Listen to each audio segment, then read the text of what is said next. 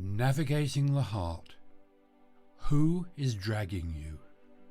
By Ock Soo Park. The rich man from the countryside who fell for a prostitute from Pyeongyang and pulled out a tooth for her. There was a prostitute in Pyeongyang with a very beautiful face. Once a rich man from the countryside fell for this prostitute.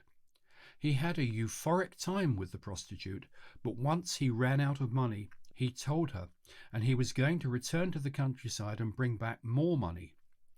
But the prostitute clung to him and said, "No, I cannot live without you."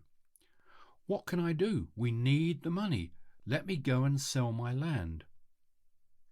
"Then I need to ask you a favour," she replied. "What is it?" the man asked. "Pull out one of your teeth."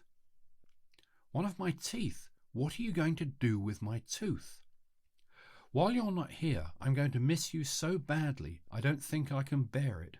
If you leave your tooth, I will at least be able to look at your tooth and get by." He was so thankful that this prostitute loved him so much that he pulled out a full tooth and gave it to her. The prostitute then washed the tooth clean and wrapped it in cotton and put it in a pretty little bowl. "Until you return, I will wait for you, looking at this tooth." The rich man from the countryside was so excited that he quickly returned to his home. Not long afterwards, when the rich man returned to Pyeongyang, there were rumours already going round that this prostitute was living with another man. "That can't be," he exclaimed, and went to her house. Indeed, she was living with another man. He said to her, "I have returned." She would not even look at him. "How could you do this to me?" he asked. "I'm a prostitute, you know," she replied. He became so angry and said, "Give me back my tooth." "If you go to the storage, there is a whole basket full of teeth, so you can get yours from there," she replied. When he opened the door and went into the storage, like she said, there was a whole basket full of teeth.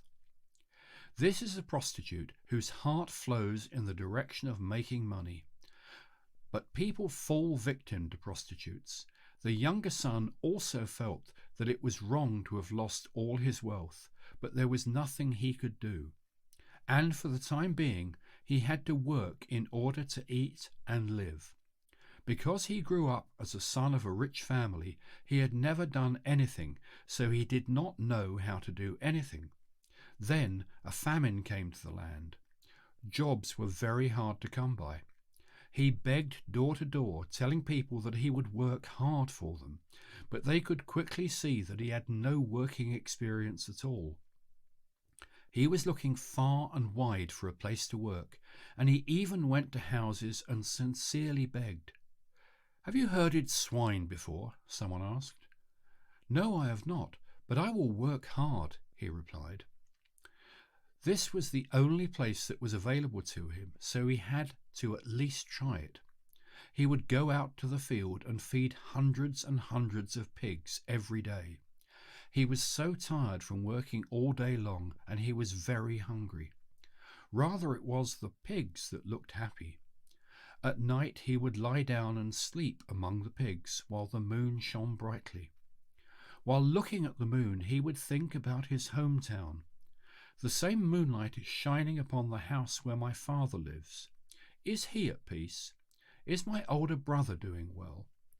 Only then did regret begin to take over the younger son's heart. "Father, don't make me your son, make me one of your hired servants." He could not stay there any longer, so he determined in his heart to go home and started taking footsteps toward his father's house. He went in clothes that were rags, and he begged as he went along the way. "If I go in this image, how will my father see me, and what will he say? I was so confident in front of my father back then. What will my brother say when he sees me like this? Maybe he'll curse me, hit me, and kick me out." As he walked like that for several days, his thoughts became more complex. He had the heart that he was no longer worthy to be his father's son, but he wanted to be kept in his father's house as a hired servant. Finally, he got closer to his father's house. Around sunset, the father was sitting outside the main gate, and he saw his son walking from afar. Just by seeing the way he walked, the father knew immediately that it was his son. "It's my younger son," he exclaimed. The father ran out and hugged his son. With his eyes, the father didn't see the dirty image of his son, and while the two were embracing one another, the father cried. The son also cried and said, "Father, I have sinned against heaven and before thee. Now I cannot say that I am your son. I'd just be grateful if you treated me as one of your hired servants."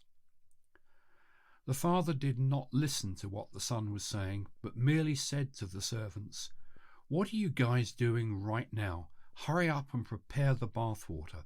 Bring forth the best robes.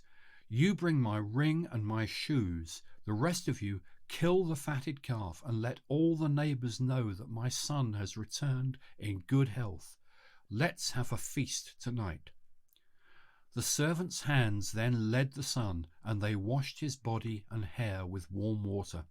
They changed him into nice clothes and cut his hair nice and short. The son's thankfulness could not be expressed in words. When he met his father in his changed image, his father rejoiced, and then his father put a ring upon his hand, which is a symbol of his status as the son, and his father placed shoes upon his feet.